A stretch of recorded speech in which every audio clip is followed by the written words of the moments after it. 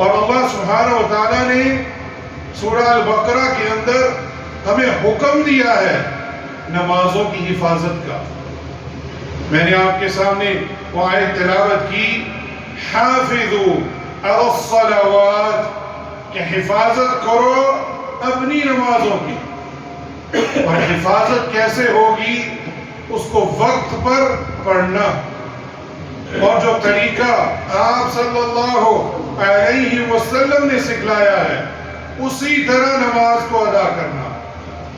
اور یہی آپ صلی اللہ علیہ وسلم نے اپنے حدیث مبارکہ میں بھی فرمایا، صلو کما رأیتمونی اصلی، ایسے نماز پڑھو جیسے تم نے مجھے نماز پڑھتے ہوئے دیکھا ہے. بالکل ہو بہو آپ نماز پڑھیں گے تو یہ حفاظت میں آئے گا. اس کے ساتھ ساتھ خشوع اور خضوع، اپنے رکوع اور سجود کو مکمل کیجیے تاکہ ہماری حفاظت، نمازوں کی حفاظت ہو سکے.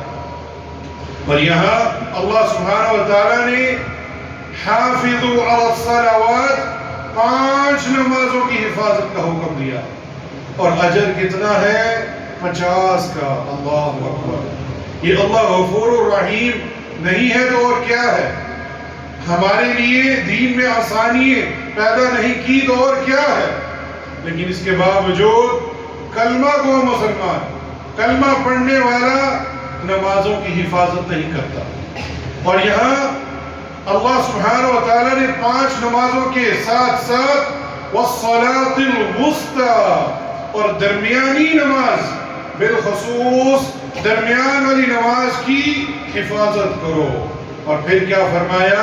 وَقُومُوا لِلَّهِ قَانِتِينَ، اور اللہ تعالیٰ کے لیے باادب کھڑے رہا کرو. صلاة الوسطی، اس کے بارے میں 2 اقوال ہیں. ایک قول صلاة الفجر کے حوالے سے.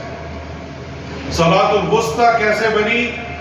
اسلامی تاریخ مغرب کے بعد بدلی جاتی ہے، اور جب تاریخ بدلے گی تو پہلی نماز مغرب، پھر عشاء، اور پھر فجر. اور بہت سارے صحابہ کرام اور علماء کرام اسی طرف گئے ہیں کہ صلاة الوسطی صلاة الفجر ہے. لیکن اگر دلائل کی طرف دیکھا جائے تو آپ صلی اللہ علیہ وسلم کی حدیث ہمیں ملتی ہے جس میں آپ صلی اللہ علیہ وسلم نے صلاة الوسطی، وہ اس سے مراد صلاة العصر کا لیا.